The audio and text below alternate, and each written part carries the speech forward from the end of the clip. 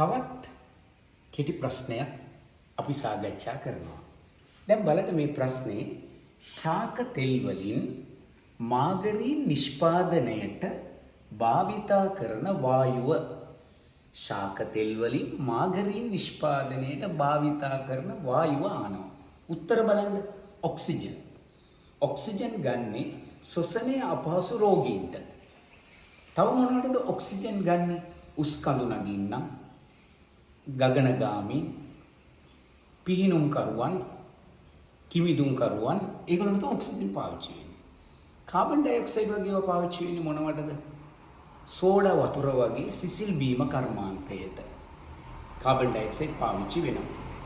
තව යොදා ගන්නවා සිසිලන කාරකයක්. ඔයගොල්ලෝ අහලා තියෙනවද මේ කෘත්‍රිම වර්ෂාව ඇති කරන්න ඝන කාබන් ඩයොක්සයිඩ් යොදා ගන්නවා. ඒකට කියනවා වියලි අයිස්. වියලි අයිස් කියන්නේ ඝන කාබන් ඩයොක්සයිඩ් කෘත්‍රිම වර්ෂාව ඇති කරන්න. ඒ වලට ගන්නවා කාබන් ඩයොක්සයිඩ්. ගිනි නිවන්නත් ගන්නවා.